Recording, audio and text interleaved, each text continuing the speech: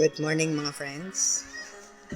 Nandito naman tayo sa divination talk natin at magkaroon tayo ng continuation sa talk natin. Yung chinek ko pala yung last time na talk natin.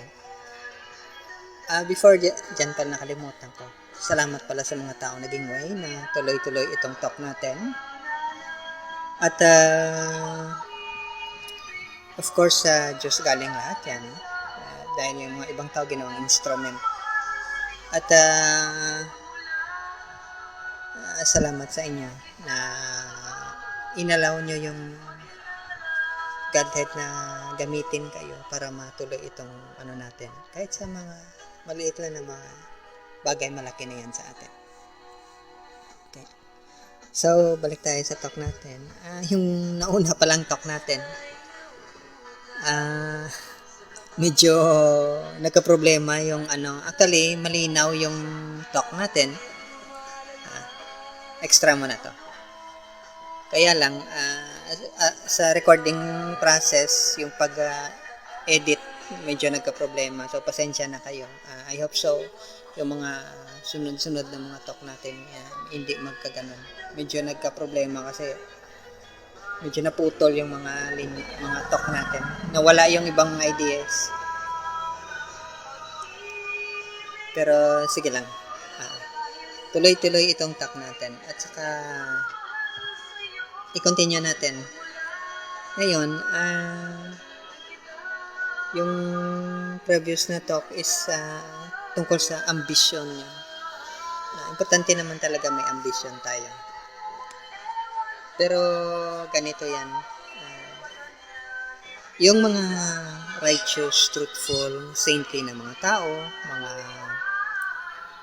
ang tawag sa or mga guru, acharya, or mga mystic mentors niyo, o sino man yung ang tawag nito, spiritual master o ano man, matataas yung ambisyon ng mga taong yan. Kasi bakit ka mag-ambisyon ng isang maliit kung pwede ka namang mag-ambisyon ng malaki? So, ulitin ko. Katulad ni Dhruva Maharaj, isang saint din. Instead na kingdom yung hinanap niya, or anong tawag natin dito, empire. Ano yung hinanap niya?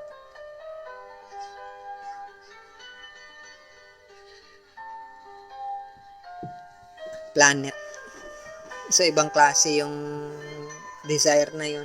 So dahil wala naman imposible sa Godhead na fulfill yung desire niya. So kayo, kung ano yung desire niyo, ma-fulfill din yan. Basta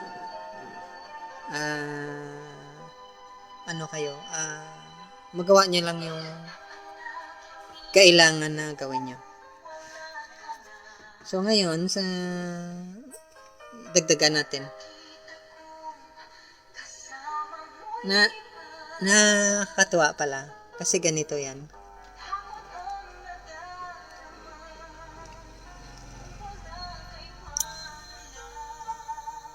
Ang lahat ng bagay sa practice mo sa spiritual life, mag-uumpisa yan sa pagiging wholesome. Wholesome ka dapat. Ang pagiging wholesome is, ang tawag dyan is mode of goodness ka. Good. Sattvic ang tawag nila sa Vedic culture. Mode of goodness, wholesome ka. Ibig sabihin, naka-root ka sa kabutihan. Okay. Ngayon, balik muna tayo sa kasi minsan, hindi natin maiwasan, may mga statements yung mga great masters. Mga great masters na nauna sa atin, which minsan, baka yung dahilan yan yung pag-translate. Kasi tinatranslate na may iba yung language na ginagamit. Minsan, yung pag-translate is parang hindi yata tama. Parang iba yung lumalabas na idea. Tapos, it seems to be na yung nangyayari is parang ignorant yung master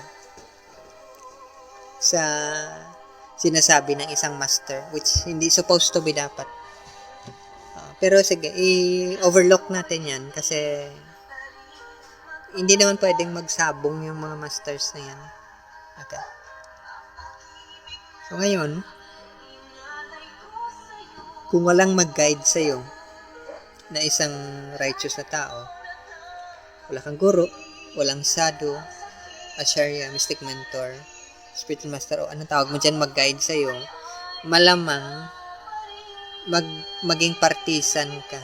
Ibig sabihin ng partisan, parang itong isa paboran mo, ikumpara sa isa. So, ibig sabihin, mas better itong isa. Parang ganun yung nangyari sa mga religious groups ngayon.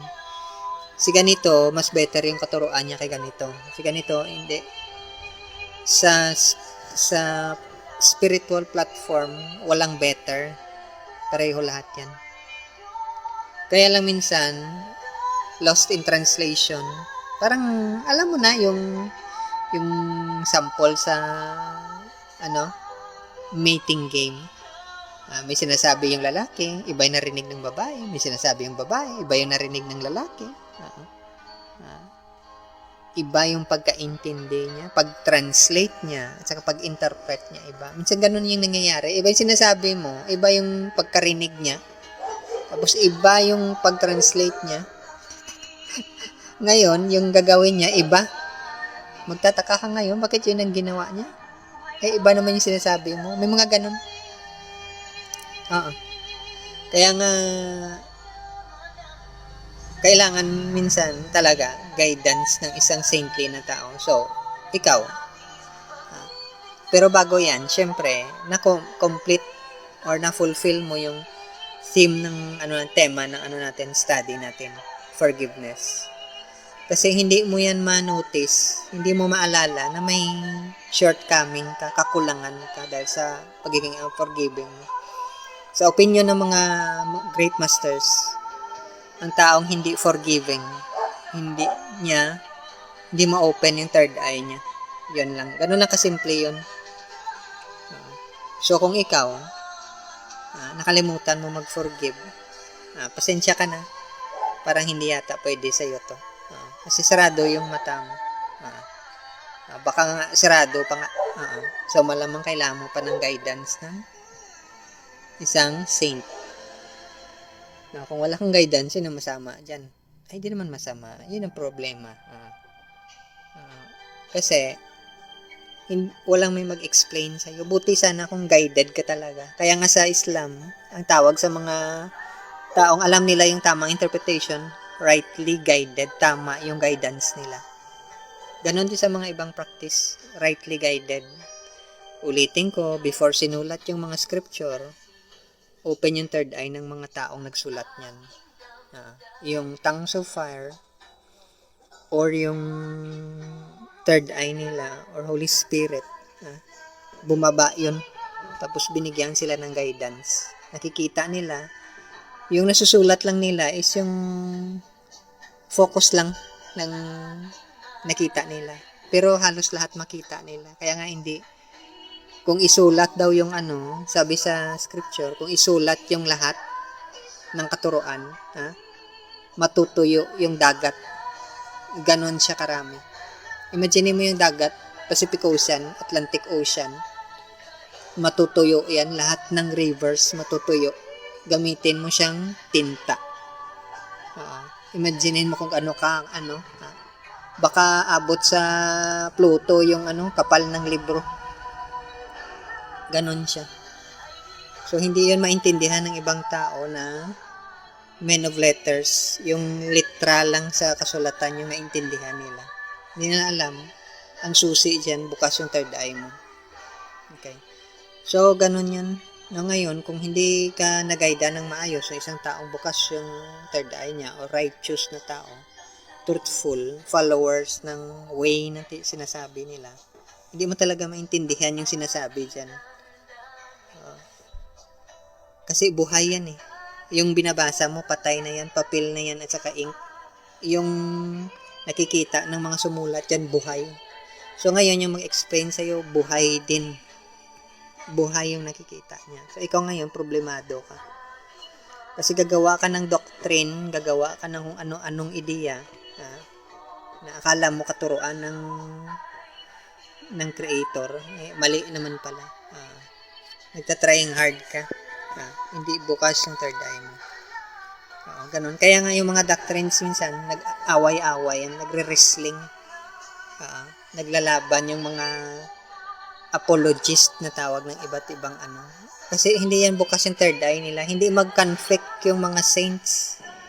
Pag nagsabayan sila, nagkikita yan sila, wala yung guidance ng Godhead yung sinusunod nila.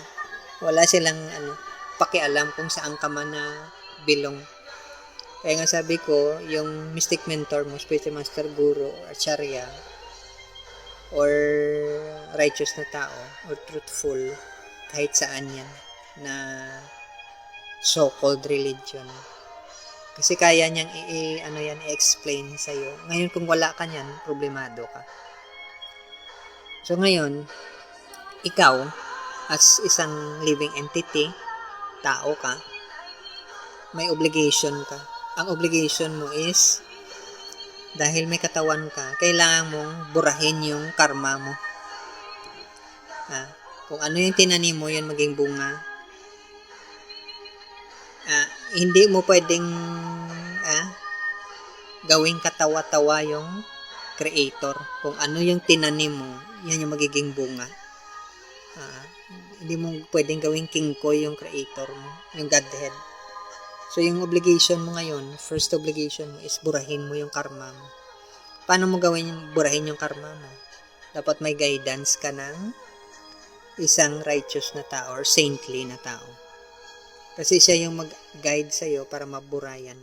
Ngayon, kung hindi maburayan, para yung deposito mo sa bangko, magka-interest, bibigat ng bibigat.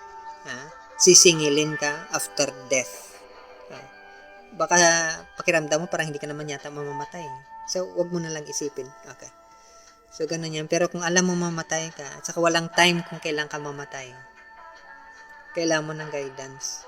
So, yung gawin mo, yung karmic activities mo, yung worldly activities mo, i-dedicate mo sa service, sa pagtulong sa mga saintly na tao, righteous at truthful na tao.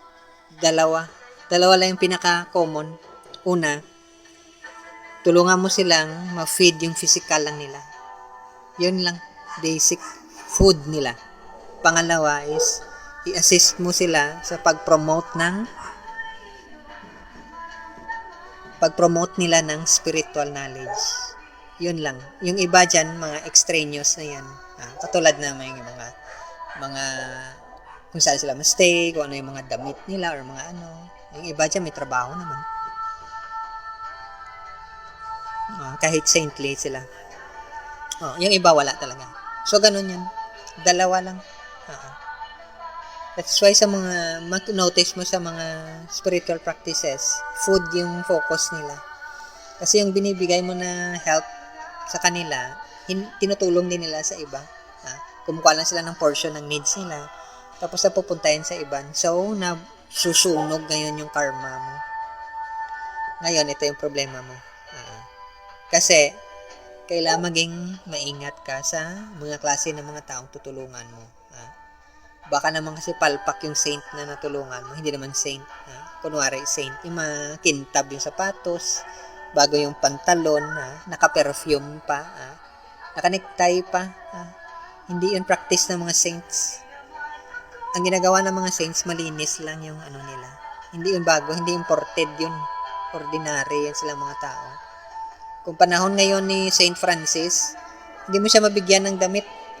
Kasi yung binigay sa kanya ng cardinal yata, archbishop, nakalimutan ko. Yun na lang yung ginamit niya. Covering, wala siyang underwear, wala siyang t-shirt, wala siyang shorts, wala siyang pajama, wala. Yun lang. So, hindi mo rin siya pwedeng bigyan ng bahay. Pinasira niya nga yung parang structure yata. Sabi niya, ibenta niya yung parts na yan. Hindi natin kailangan yan. Sa ilalim ng puno yata sila natutulog. Ganyan yung mga saintly na tao. So, yung iba dyan, may mga basic needs na pero yun lang yan yung pinakamadali na way para sa inyo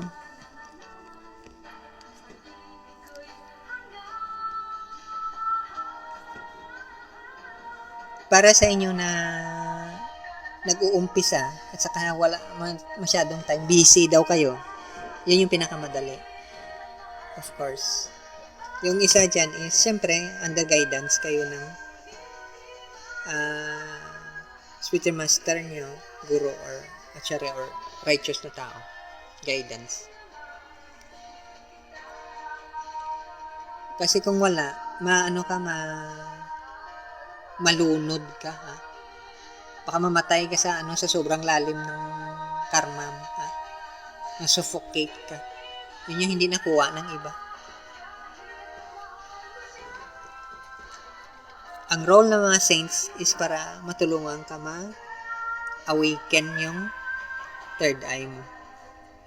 Unti-unti na pagturo. Kasi may mga ibang tao na kahit na gusto nila, tigas yung ulo nila. Kahit iuntog mo pa siguro yung ulo nila, hindi talaga yan lalambot. So, ganun yun. So, ngayon,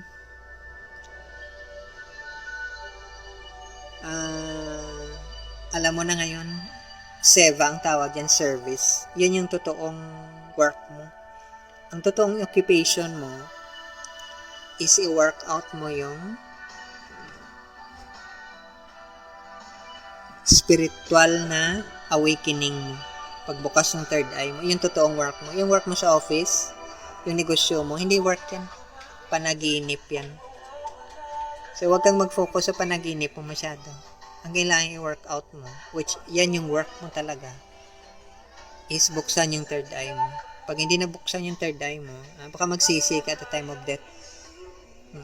Kasi pag namatay ka na sirado yung third eye mo, ewan ko lang. Nako. Ito pa, yung interesting na bagay. Sinabi ko last time na matindi yung fear. Lahat ng tao may fear. Pero ano yung stand ng mga saints, mga righteous na tao, guru acharya, at saka mga mystic mentor? Ano ang gamot sa cure sa fear? Truthfulness. Ganon siya. Kaya nga yung taong takot, dapat nag-stand siya sa truthfulness. Pag yung isang tao masyadong matakotin, andun siya sa mundo ng kasinungalingan. Matatakot ka lang pag nagsisinungaling ka. Kaya nga yung mga saints, yung mga righteous na tao, alam nila pag wala ka sa posisyon ng truthfulness, na napakasinungaling mong tao. Kasi yung takot mo, may maxim yan sa law, na pag guilty yung isang tao, may ginawa siyang makasalanan, kung ano man dyan, tatakbo yan, na walang naghahabol sa kanya. Yung opinion ng mga saints, mga sadhus, mga righteous na tao,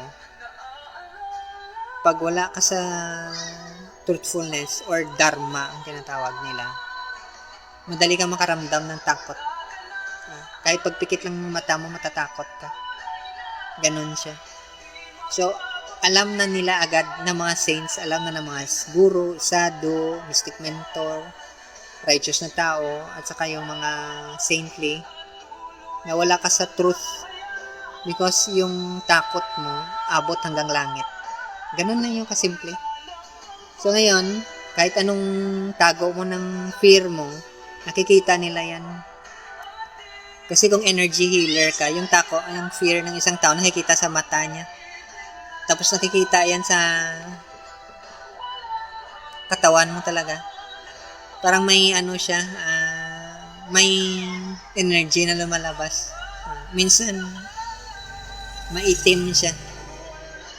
Nakikita yan, very clear. Alam mo yung pag nagsunog ka ng basura, alam mo yung basura, sinusunog mo, diba? Sanay tayo sa ganyan Pollution.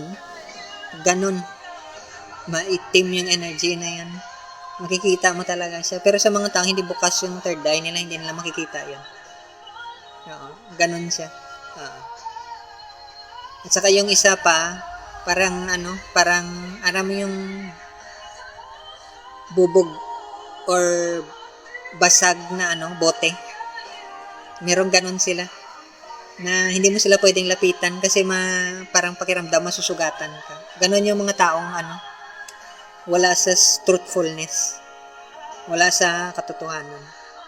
Kahit pa nakatayo ka dyan sa pulpito, o anong tawag mo dyan, kahit nagpe-preach ka pa, lumalabas yung energy na yan. Ganon siya. Kaya nga yung mga righteous na tao, yung mga saint, hindi ka makatago sa kanila. Kasi titingnan kanila, lalabas yung energy mo agad. Ganon siya. So ngayon, ikaw, alatado kang grabe yung fear mo. Iba yung nabigla ka at iba yung takot ka. Alam mo yung bigla kang binigla ka ng kaibigan mo na na parang gusto kanyang biglain. Iba yun, nabigla ka. Pero yung heart mo hindi makaramdam ng takot. Iba yun. Ganun siya. So ma-distinguish mo talaga kasi yung heart talaga nagre-react yan. Pag takot yung isang tao. Ganun siya. Lalo na pag yung pakiramdam mo matay ka na. Grabe yung reaction ng heart. So, hindi yung maintindihan ng iba. Kaya nga, yung righteous na tao, saintly, guru, acharya, mystic mentor mo, spiritual master mo, i-train ka niya para maintindihan mo, ma-distinguish mo. Ganun lang yan. So, yung, minsan makita natin dyan sa ancient times, sa Egypt yata, at saka sa Bible, may test yan. Yung heart mo tinetest. Yun din yung ginamit ni Solomon sa pag-test sa dalawang nanay, yung heart nila. Ganon yan. Kasi ang spiritual practice mo, heart mo yung tinetrain mo. Kaya nga hindi yan matanggal yung fear sa heart pag hindi ka forgiving na tao. Kasi yung, may petal kasi yung heart natin. Na magbukas yung petal na yan pag wala na yung yung pagiging bitter mo. Day by day I'm getting bitter and bitter. Nagiging bitter ka. Alam mo yung problema mo ng nakaraang buwan pa, andyan pa rin sa puso mo, bitter kang tao ka. Hindi ka better, bitter ka. Hindi ka wholesome. So ganun yan. So ngayon, ito pa yung isang dahil ito insight to ng mga masters. So, sinishare ko lang. Kami mapulot kayo. Malalaman mo, pag andyan pa yung fear sa'yo, kasi pag nakaharap mo yung tao, mag-iiba yung energy ng heart mo. Ganon siya yung fear. So, ngayon, kung ikaw, nakikinig ka sa sarili mo, hindi yung sa neighbor mo kung ano-ano dyan. Dahil mahilig ka mag-chismis. Pasensya sa mahilig mag-chismis. Pagpakinggan mo yung heart mo, kaya nga, ito yung isang observation. Kung naka-experience ka na na-pickpocket ka, or may sinaksak o binaril sa tabi mo, before mangyari yung event, maglulundag yung heart mo. Or nakita mo yung crush mo, yung napakagandang babae o lalaki na nagustuhan mo, lulundag yung heart mo. Ganon yan yung heart. Pag takot din, lumulundag yung energy niya. Ngayon, kung hindi ka aware niyan, ay nako, kawawa ka naman. Hindi mo rin kilala yata yung sarili mo. Okay. So, ganon yan. Kaya nga yung mga tinitrain talaga, especially yung mga psychic, hindi ko naman sinabi maging psychic kayo, kasi iba yun, mas mataas to yung pinag-aaralan. Is, nila, nararamdaman nila yung energy ng mga tao sa paligid nila. Okay. Pero, ito lang yung, niya, mga mamshi, basis, ladies, na red at yung matanda ka bata. Tandaan nyo to. Dapat yung foundation mo, spirit. Kasunod doon is yung mind mo. Okay? Yung pinaka last but not the least is yung body mo, senses mo. Kasi yung body at saka senses mo, yung pinakamababa. Ano yun? Subject yun sa brainwashing or hypnosis. Kaya nga minsan, pag nagbasa kayo ng mga self-help books, may hypnosis yan na kasama na dapat i-hypnotize mo yung katawan mo. I-brainwash mo yung sarili mo. Biological kasi yung basis ng hypnosis. Ngayon, para ma-fulfill mo daw yung wish mo sa buhay. Okay, ganun yan. Yung practice ng mga righteous na tao, mga truthful na tao, saint, mga guru at saka acharya or mystic mentor, hindi ka mag-start sa body, mag-start ka sa spirit mo. Kasi kung mag-start ka sa body mo, mali yung ideals. Mali yung ideals mo. Hindi ka dapat sa ibaba manggaling. Ganon yun. Yung ibang modern psychology natin na ginagamit sa medical practice, iba yung direksyon nila mula sa baba pa itaas. Yung mga spiritual practitioner, yung mga saints, guru at saka mga charya, mystic mentor, baliktad mula sa itaas pababa yung sa kanila. Kaya nga, alam mo, pag yung yogic practice is may involvement ng black magic, dark magic, parang sa mentor ni Doctor Strange. At saka yung first na student, supposed to be naging enemy nila. Baliktad yung direction mula sa baba yung paakyat. Kaya nagkaganon. Nali-discover niya later, mentor niya, garonin para yung pinapractice. So, ganon yan. Once na yun yung ginamit, typical yun na practice ng yogic practice. Mula sa ibaba, paakyat, black magic yun na practice. Hindi naman masama yun kasi may black arts naman talaga. Depende sa'yo kung paano mo gamitin yan. Okay. So, yung ginagamit ng mga righteous na tao, mga sadhu or saintly person, mga guru, acharya, at saka mga mystic mentor na talaga, mula yun sa itaas sa kanila pababa. So, makikita mo yun, yung practice nila. Yung standard dapat yung spirit. Kaya nga nung opening ng story ng Bible, I am that I am yung ginamit. Kasi dapat doon ka mag-start. Maraming misinterpretation yan, pero wag na nating pabayaan na lang natin. Kasi nakita ko kahit yung mga famous na Jewish na mga scholar, iba yung pag-interpret nila ng Pero sige lang, scholar naman sila eh. Okay. Ganon yan. So, ngayon, ang dyan is,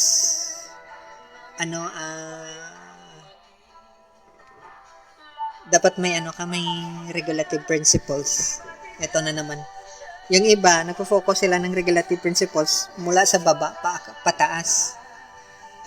May hypnotic influence yan. In fact, yung mga ibang practice kahit sa ang religious practice, may application ng hypnosis yan. Alam nyo ng mga clinical practitioner, may hypnosis na application yan. Kasi mula sa baba paakyat. Ganon yan. Basta mula sa baba paakyat na practice, may hypnosis yan. So, kung may background ka sa hypnosis, or auto-suggestion, ganon talaga yan. Kahit yung isang acharya,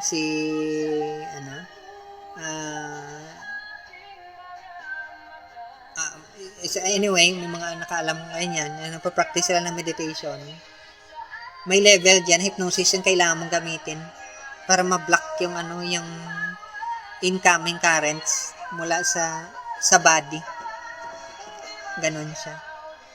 So, ang practice ng mga sadhu, itong kinikwento natin, hindi sila gumagamit ng ganon. So, ngayon, kung may background ka sa hypnosis pala, hypnosis, dalawa kasi yung hypnosis. Yung isang hypnosis is parang yung makita mo ordinary. May isang technique sa hypnosis hindi mo maramdaman talaga. The same rin yun. Same pa rin yun. Pero ang point doon is kailangan mo kasing artificially i-block yung mga currents galing sa labas papunta sa katawan mo para hindi ka ma-distract. Okay. So, ganun yan. I-close mo yung mata mo. Hindi naman i-close talaga. I-block mo yung hearing mo, alam mo yung kinang steady ka, wala kang activity, alam mo yung ganun. Ha? Pero hindi yung ginagawa ng mga sadhu or itong method na sinasabi natin. Yung ginagawa nila is i-anchor mo yung sarili mo. No, ngayon, pag nagbasa ka ng iba't ibang shastra or scripture sa buong mundo, may mga principles yan na ginagamit yung hypnosis. Hindi yun alam ng iba. alam mo, pag may hypnosis na ginagamit, sometimes tawag ng iba brainwashing, is may ano siya, may ceremonies na piniperform. During the process na piniperform yung ceremonies, gumagamit ka ng hypnosis. Ganun yan. Para maging effective siya. Kasi ang isa naman ng purpose ng hypnosis para ma-fix yung mind mo. Kasi distracted yan. Yung malikot yung mind. Malikot yung senses. Kaya i-hypnotize mo dapat. Excuse me. I-hypnotize mo siya dapat. So ngayon, pero sa mga saintly na tao, mataas yung practice nila, hindi nila ginagamit yun. Now, eto pa, minsan yung iba, makikita natin nag-a-advise sila na ito yung gawin mo sa katawan mo, ito yung gawin mo sa katawan mo. Of course, para yun sa mga taong talagang walang disiplina sa sarili nila, kaya nga kailangan i-impose. I-hypnotize sila yung katawan nila para ma-impose yung discipline. Okay. Katulad yan sa pagkain, katulad sa brahmacharya or celibacy. Okay. Para hindi daw mag-engage sa improper sexual activity yung Okay. So, yun yung sinasabi nila. Pero pag nag-study ka ng tantra, yung pinakamahirap i-discipline actually babae. Hindi lalaki. Kasi very tricky yung mind ng babae. Hindi naman natin sinabi sila masama sila. Yung sinasabi lang na kasi dahil sa emotional development ng babae yan. Ganun talaga sila. Minsan may pagka-paranoid yan. May pagka-neurotic. Pero ganun naman talaga. Kaya nga sa ancient times, sa mating game, dapat ang lalaki mataas talaga yung training niya, discipline niya, yung spirituality niya mataas. Kasi kung hindi siya mataas, mababagsak siya dahil sa mababa yung level ng babae. Alam mo yun yung nangyari sa ibang religious organization na inimpose yung katulad sa Islam, katulad sa ibang Vedic culture, o sa ibang religious practice na naging kulungan yung regulations na minsan nakawawa naman yung babae. Kasi wala naman yun sa kanya, natural naman sa kanya yun. Yun yung unfortunate kasi may mga lalaki na hindi train talaga, hindi mataas yung level nila. So kawawa yung babae kasi nag-i-express siya ng natural flow ng energy niya, tapos alam mo yung gano'n, yung anima at saka animus, nag-conflict, nag-create ng shadow, hanggang sa i-persecute, hanggang sa alam mo yung nangyari na pag namatay yung husband, isama yung wife sa libingan. Alam mo yung mga ganong klase. Hindi sinabi nating masama yan, pero para yan sa mga spiritual developed na tao, evolve yun. Masyadong advanced yung mga saintly yun. Saintly yung babae, saintly yung lalaki. Pero wala yun sa ngayong time. Yung isama mo yung wife mo sa libingan mo, patay ka mo. Human rights violation, sabi ng iba. Pero sa spiritual practice, walang human rights. Sige, magsigawan ka dyan ng human rights mo pag sa kamatayan yung kaharap mo. Kung pakinggan ka niya. Kahit si judge pa. Kahit yung judge pa sa UN. Kahit sinong pinakamagaling na lawyer, hindi makatulong sa'yo pag si kamatayan na yung kaharap mo. Pag siya na yung mag-decide. Kahit nasabihin mong violation ng rights mo, wala kang magawa dyan. Kaya nga dapat maging matalino ka. Okay. So, ganun yun. Kailangan minsan discipline sa physical.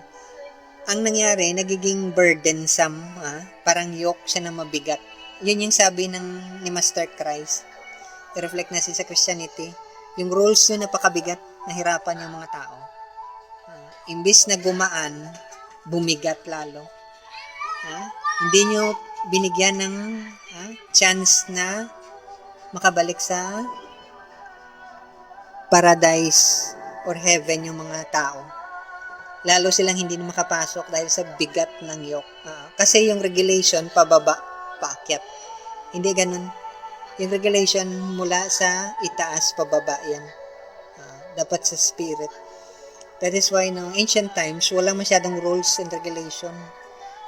May tinatawag sila sa Bible na Noahide rules or law.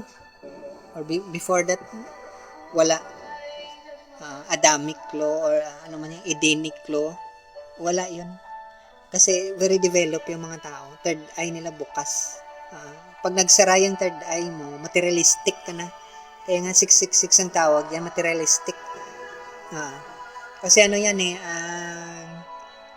romancing with the material world ang tawag dyan. Ano ka?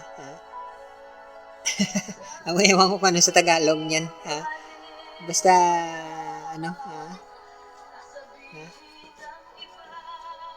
yung kasiyahan mo sa mundo, kaya nga 666 yung marka sa forehead. Yung saintly lang, yung guru at charya, yung righteous na tao, at saka yung mystic mentor mo, o spiritual master mo, kayang tumanggal yan. Kasi ibalik ka niya sa totoong posisyon mo. Na hindi, tanggalin niya yung seal sa forehead mo. Hindi yung matanggal ng kahit na sinong tao, kahit na ilublob ka pa sa, sa holy water, na kasing taas ng ng 3-story building, hindi yung matanggal. Kahit ano pa ilagay sa iyo, kahit sacred soil pa o sacred kung ano-ano man diyan, ay tato pa sa balat mo. Hindi makuha kasi yung seal na yan, seal yan ng Godhead. Hindi yan matanggal ng tao. Ang pwede lang magtanggal is yung binigyan niya ng kapangyarihan na tanggalin yan. Pero binabaliwala ng mga tao yan kasi sarado nga yung mata, yung direksyon nila, masyadong materialistic. Alam mo yung kumita ka ng 1 milyon, ganitong araw, sunod na araw, sasakit na naman ang ulo mo kasi dagdagan mo naman yung 1 milyon ng 2 milyon. So, mamatay ka na lang, hindi mo pa naabot yung 1 billion mo na pera, walang time yung spiritual practice mo. Para kang aso. Aso actually yung level na yan. Sa mga spiritual practitioner, yung mga ganong klaseng takbo ng utak, aso yan. Pero pag sinabihan mo sila, sampalin ka nila. Pakipapatay ka pa nila. So, hindi yung sinasabi. Pero yun yung point ni Master Christ sa story niya. Yung mga ganong klaseng tao, mga aso yan. So, ang aso, very faithful yan, very loyal lang, basta may pera lang. Okay. Pag walang perang involved o may utang ka sa kanila, patay kang bata ka dyan. Hahantingin ka nila yan. Baka makulong ka pa. Kasi pera nga yung mahalaga. Walang halaga sa kanila na next life, yung kulungan mo, hindi ka na makaalis. Kasi impyerno yung kulungan mo. Pero sige lang, okay lang. Anyway, ma-realize na naman nila yan later on. Bibigyan sila ng time. Okay. So ngayon, balik tayo ulit. Dapat naka-anchor ka sa spiritual practice mo. So, ibig sabihin, once na nabuksan man ng spiritual master mo, yung third eye mo, maging madali sa'yo makontrol yung mind mo. Okay. As of now, sa mga, akala ng iba, by repeating certain syllables, ulit-ulitin mo yung mga certain words, ma-purify ka. Hindi nila nakuha yung point ng mga spiritual master para mag-focus lang yung mind mo niyan. Wala pa yan purification kasi yung purification na tinatawag sa level ng spirit yan. Hindi yun sa level ng mind. Hindi yun sa level ng body. Kaya nga yung mga totoong spiritual practice, transcendental. Ibig sabihin ng transcendental, beyond yan. Beyond sa material sound, beyond sa material activity. Unless na mabigyan ka ng Shaktipat or divine energy ng master mo or katulad sa promise ni Master Christ, ibaba niya sa iyo yung Holy Spirit or tongues of fire. Wala kang chance, napakalabo ng chance mo. Baka next life ka pa.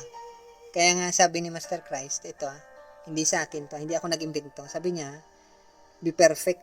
Hindi yan sinabing next life. Hindi yan sinabing matay ka muna bago perfect. Sabi niya, kailangan ma-perfect mo ngayon yung practice mo. Kaya no, last time sinabi ko, kailangan ma-perfect mo yung practice mo. Kapag hindi mo na-perfect yung practice mo ngayon, ewan ko lang kung saan ka pupulutin. Buti sana kung sa basurahan ka pupulutin, may makakita pa sa'yo. Pero pag sa hell yung punta mo, ewan ko lang kung sino makatulong sa'yo. Kahit na yung Pope, hindi makatanggal sa'yo sa hell. Kahit na yung pinaka-founder ng religion mo, hindi kanya matulungan. Ang solo tao lang makaguide sa'yo is yung master mo.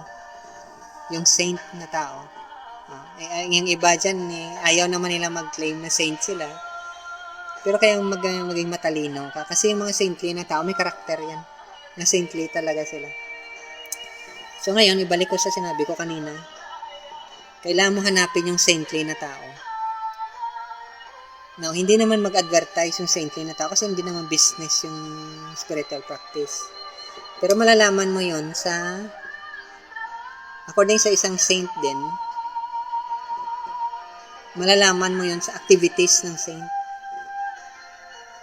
Siya mismo, tanungin mo. Tanungin mo siya kung anong ginagawa niya. Kasi alam mo yan kung saintly yun. At kailangan mo talaga siya ma-meet. May darshan na tinatawag. Ma-meet mo siya in person.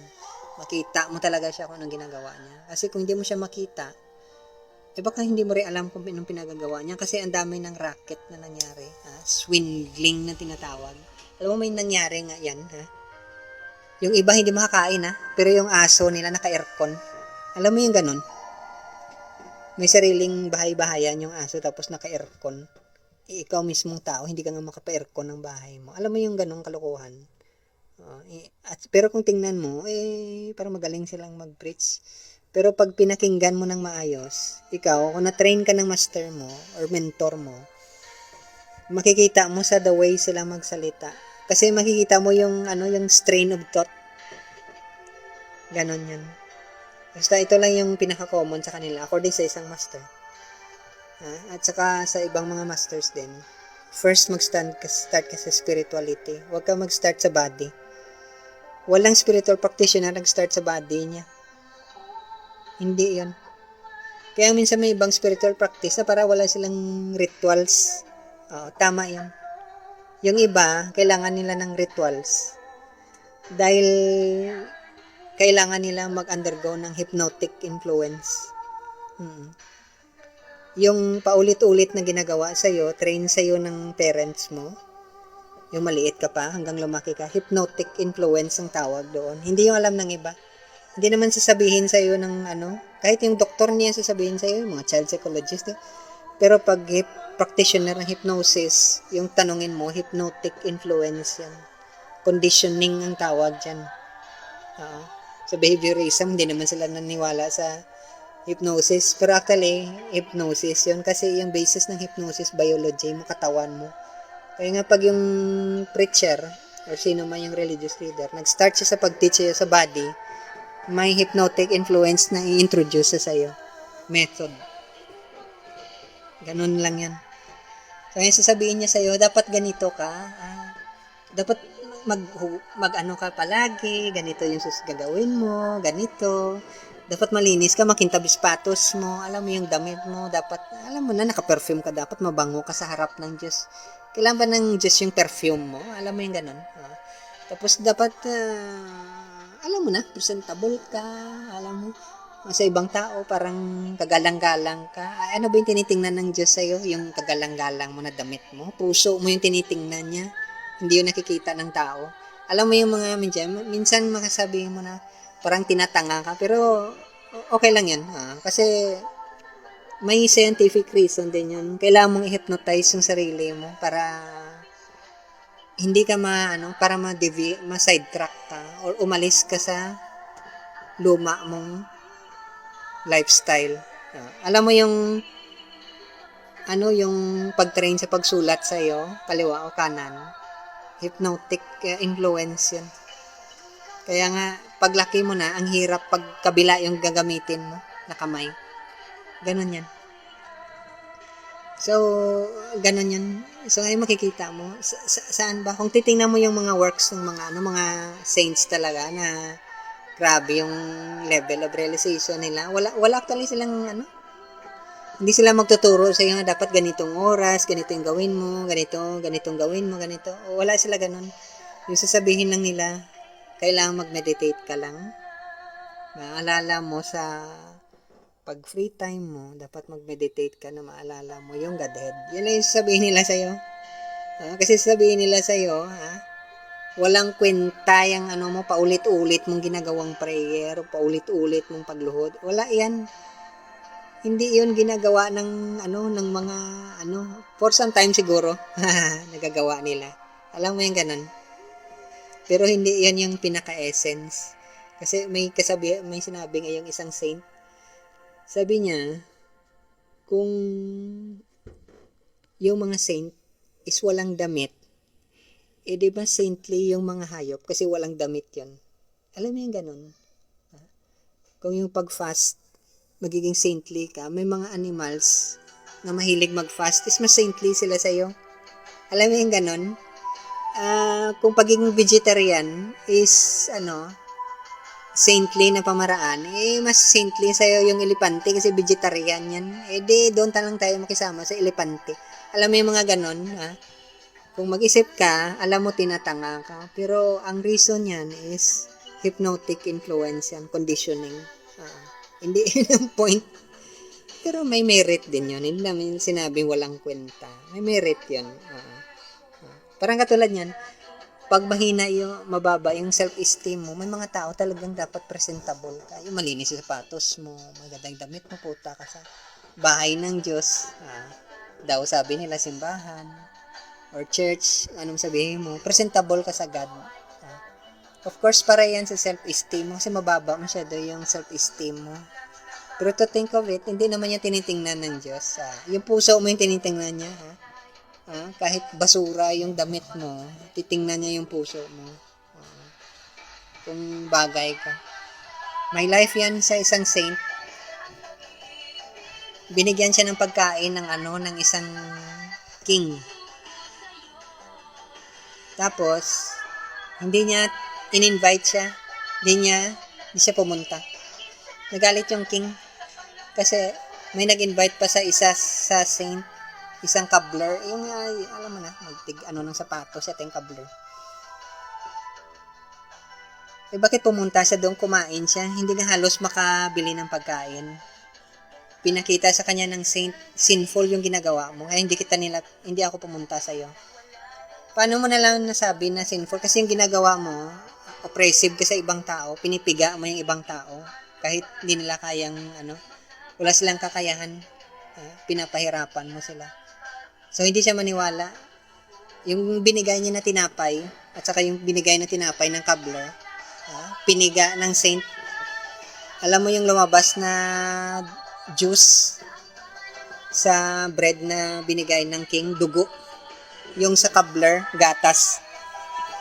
Ganon ka, yung mga saint. Alam nila kung yung katarantaduhan minsan ng ibang tao. Pero, ina-avoid nila. Kasi ina-avoid din ng mga saint minsan yung nakakasakit ka ng damdamin, yung sasabihin ka. Pero may mga saint talaga na, na saintly na tao talaga na walang patawad.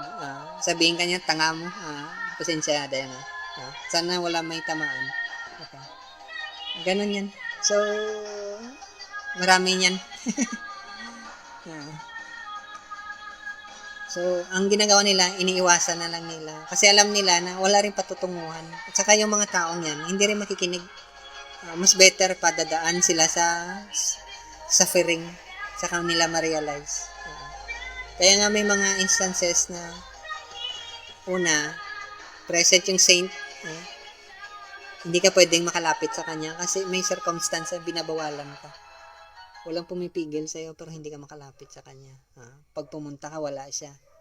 Pag andyan siya, wala ka. Parang ganun. Yung isa,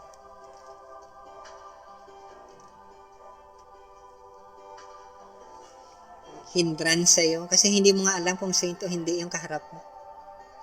So ngayon, disadvantage din sa'yo kasi Pag puno ka ng takot, fearful ka na tao, wala kang tiwala sa kapwa mo. So, kung dahil wala kang tiwala sa kapwa mo, hindi mo, kahit anong sabihin niya sa'yo, kahit matino pa yan, kahit nakabuti pa sa'yo, hindi ka makikinig. Kasi wala kang tiwala. Yung self-esteem mo nakapagkababa. Yung mga tao, mahina yung tiwala nila sa sarili nila. Tandaan niya, mga mamshi, beses, stages ni Red. Yung self-esteem nila napakababa. Madali silang ma-depress. Minsan pa nga mag-isip yan magpakamatay. Pero wala kang magawa dyan. Anyway, may plano naman si God sa kanila. Okay. So, ganun yun. So, wala talaga. So, mercy na lang talaga pag binigyan ng guidance yung saint na siya yung lalapit sa'yo. Saka dispel niya yung ignorance mo. Yung mga tao pa naman na kahit ignorance sila, ayaw nilang tumanggap na ignorant sila. Alam mo yung ganun? Kala mo talino-talino mo. Yung mga basic question ng buhay, hindi mo alam. Parang katulad yan. Basic question. Pag namatay ka bukas, ano yung outcome ng buhay mo? Hindi mo masagot, no? Kasi hindi mo alam kung ano yung patutunguhan mo. Basic lang yan, O ngayon, hindi ikaw yung mamatay. Okay?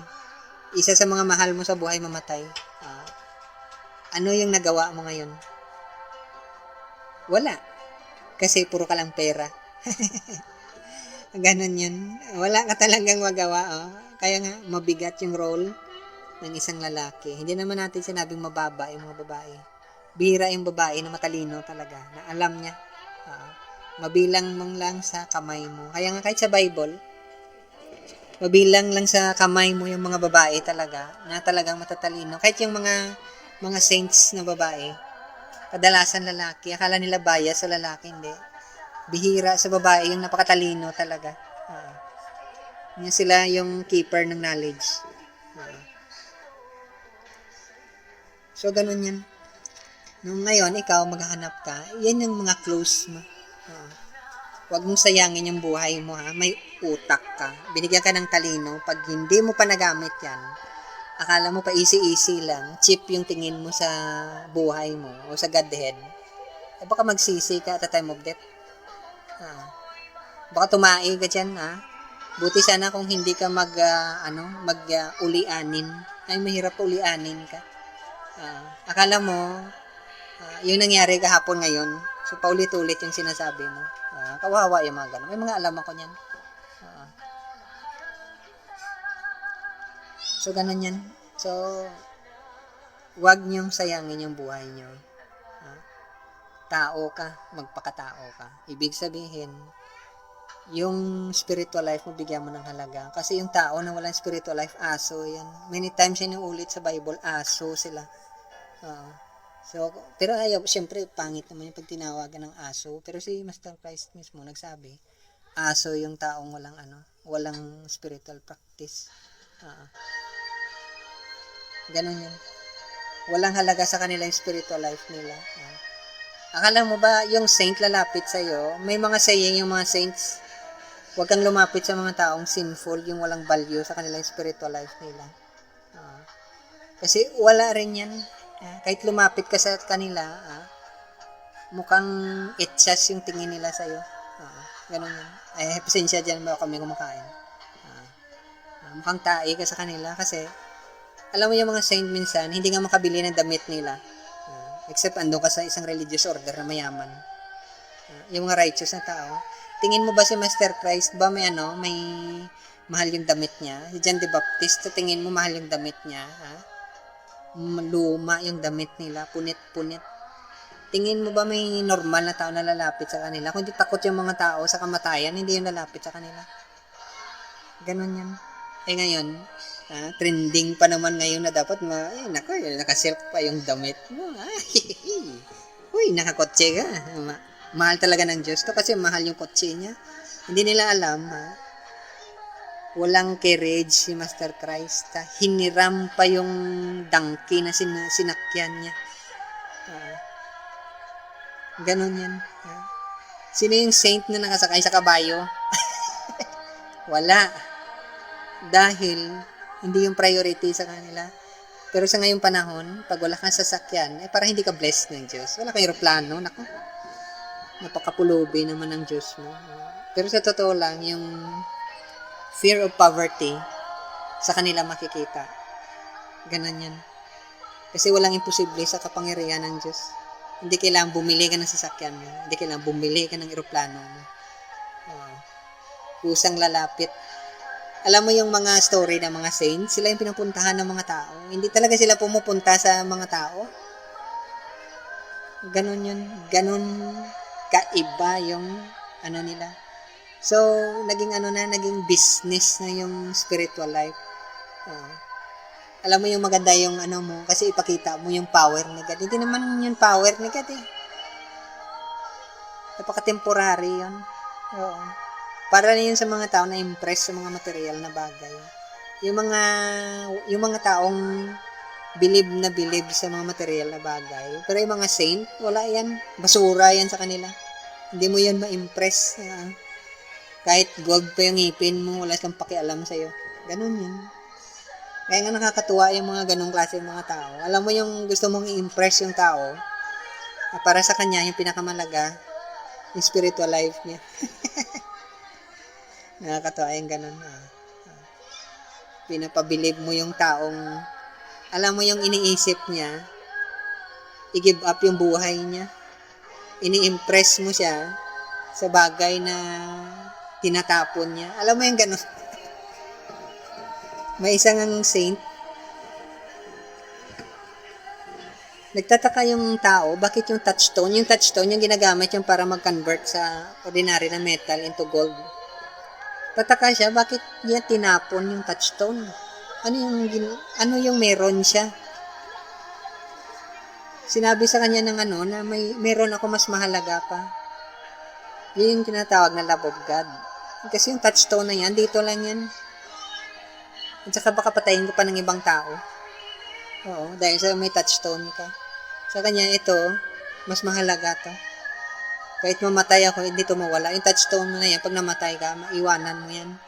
Kaya nga yung story tungkol kay Alexander the Great nung namatay siya, kinalat yung mga nakuha niyang mga precious stones.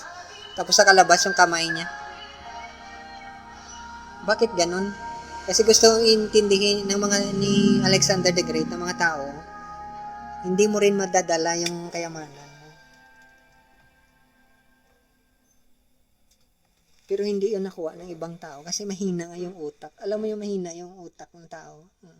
Puti sana kung mahina ang utak, hino-hold up ka, hindi mo alam na hold up ka. O, akala mo laruan. Pero pag mahina yung utak mo, alam mo yung pinakamahalagang bagay, ginagawa mo second, yung walang kwentang bagay. Hindi ko sinabing hindi ka kakain, hindi ka gumamit ng pera, wala kang bahay, hindi ko sinabing ganun. Huwag mong i-overemphasize kasi baka mamayang gabi, hindi ka na nga makagising ang bukas. Wala rin kwenta yan. Ganon. Yung medyo, mayroong ganon. Hindi ko naman sinabing may sira ka sa utak mo, no? Kasi mahalaga din yan. Pero yung, tingnan mo yung oras mo, 24 hours, halos 20 hours yun ang ginagawa mo. Hindi ka nga makapag-pray kahit na isang oras lang. Alam mo, kung walang mamamatay sa pamilya mo, walang ma-hospital, hindi maputol yung paa mo, hindi ka makaalala. Alam mo yung ganun? Hindi ka lubog sa utang, hindi ka makakain, hindi ka maalala mag-pray. Sa mga taong alam nila, yun yung pinaka-importante, hindi nakakalimot. Alam mo yung ganun? Kasi yan sa spiritual practice, ang tawag dyan, mahina yung self-esteem mo, napakababa. Na kailangan mo ng external na confirmation. Maganda ka, matalino ka, mayaman ka. Pag spiritual practitioner ka, seeker ka, hindi mo kailangan yan. Kaya nga yung mga church fathers, early church fathers, sa desert sila. Dahil sila sa disyerto, may marami bang tao sa disyerto? Wala masyadong tao sa disyerto. Hindi nila kailangang i-praise sila ng ibang tao, hindi nila kailangang, alam mo, hindi mo kailangan yung cheering squad, hindi mo kailangan yung bilib na bilib ng ibang tao, so hindi mo kailangan yun. Kasi ano yung makukuha mo, marami kang cheering squad, pag namatay ka, yung kasama mo umiiyak. Alam mo yung ganun? Wala rin kwenta, napakababaw na klaseng ano. Pero ganun naman talaga, may mga kasabihan na kahit mababaw, pero basta matikman mo lang. Kasi hindi mo natikman yan nung maliit ka pa. Ganun yan. Alam mo yung, alam mo yung, alam mo yung katulad sa, ito totoo tong story sa Los Angeles, di ba may beach yan? Long Beach. Ang daming mayayaman dyan. I-impress nila sa mga bahay na malalaki. Alam mo yung may-ari dyan? Naglalakad. Bayong yung dala, naglalakad. Siya yung may-ari ng beach dyan. Pinaka-expensive ng mga beach. Bakit? Bakit yung bumibili, ini-impress nila yung ibang tao, na marami silang pera, na yung may-ari mismo naglalakad? Ano yung pinagkaiba? Kasi yung may-ari, confident siya sa sarili niya. Na mayaman talaga siya. Ay yung taong hindi confident, kailangan niyang i-impress yung ibang tao. Alam mo, dami kong pera. Alam mo, grabe yung sasakyan ko, mahal. May aeroplano kaya ako. Bago yung cellphone ko. Alam mo yung ganun, kulang, mahina yung yung self-esteem mo napakababa. Para kang bata, pang high school yung ugali. Gusto mong pabilibin yung ibang tao na alam mo yung mga confident na tao, hindi nga magsasalita yan. Ang dami kong na-meet na tao na very confident talaga sila. Na pag tiningnan mo sila, parang wala lang sila. May iba pa nga dyan, mga research scientist. Yung ibang tao dati, nagsusweldo lang ng 100. Yung sweldo nila 1,000,000. Alam mo yung ganun? Yung ibang tao dyan, ang dami nilang alam mo yung mahilig sila sa alahas. Yung sa kanila hindi nila pinapansin. Gold bars yung meron sila. Yung iba nagnanakaw pa nga. Okay. Alam mo yung ganun? Ang point dyan is maghanap ka ng tamang association kasi minsan pag yung hinanap mo na spiritual practitioner materialistic naman, baka kung saan mapunta yung resources mo, maging sinful ka pa. Kaya ngayon yung minsan yung nangyari, kasi grabe na challenge. Alam niyo si Osho, si Bhagawan Sri Rajneesh. Ang daming mayayaman sa buong mundo siya, pero siya yung may pinakamarami na Rolls Royce. Alam mo yung ganun? Pero wala siya. Hindi niya ina-advertise yung napakarami siyang napakaraming regalo lang yun regalo sa kanya. Mga sasakyan na grabe yung niya.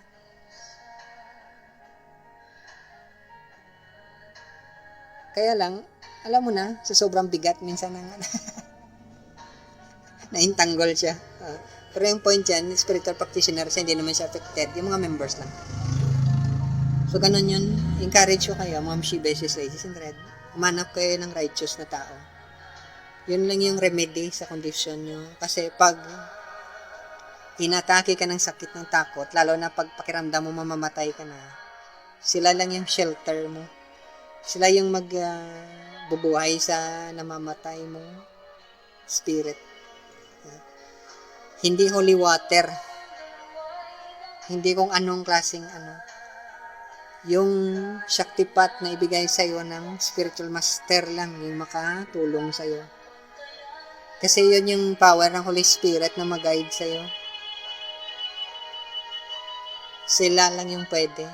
Kaya maging maingat lang sa paghanap ng mga tao na sasama mo, May saying tayo, Bad company. Alam mo yun sa tomato? Isang tomato na sira, pag ilagay mo siya sa mga maayos, sira lahat yan. So, maging maingat.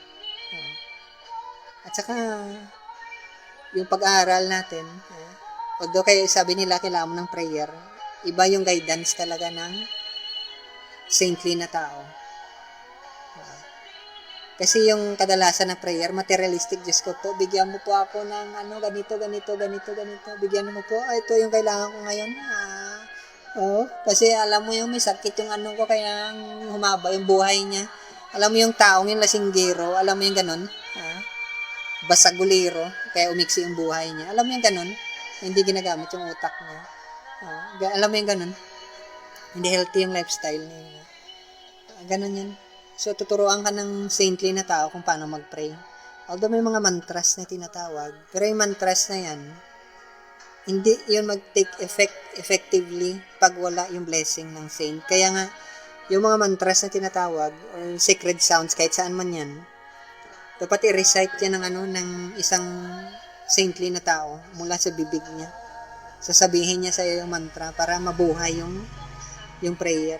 Hindi yung basta gagawa ka lang ng prayer. Inspiring yung mga nababasa mo sa Bible na prayer. Pero kailangan i-recite yun ng taong righteous. Kasi sila lang yung binigyan na i-release sa'yo yung i-open yung third eye mo, yung Holy Spirit ibigay sa'yo. Pag hindi ibigay sa'yo, walang yan. Kaya nga may mga ibang tao, mamatay na lang sila. Hindi sila nagbabago. Alam mo yung hindi mo nga mapatawad yung taong supposed to be matagal mo na napatawad. Napaka-forgiving mo. Pero believe ka sa sarili mo, malapit ka sa Diyos. Pero hindi ka maka-forgive sa isang tao na nangangailangan ng forgiveness. Alam mo yung ganun? Kung gusto mong lumapit sa Diyos, maging forgiving ka. Kasi yung forgiveness, at saka mercy, at saka love, magkasama yan. Pag hindi ka naka-forgive ng isang tao, wala kang mercy. Nung tinanong si Moses, nagtanong si Moses, Diyos ko, ipakita mo sa akin yung mukha mo. Tinabunan siya. Likod ko lang yung makita mo. Ano yung nakita ni Moses? Mercy. Likod pa lang yan, Likod pa lang. Hindi mo pa nakita yung mukha niya. So, ikaw, kung unforgiving ka, wala kang mercy. At saka pray ka ng pray. Hingi ka ng hingi.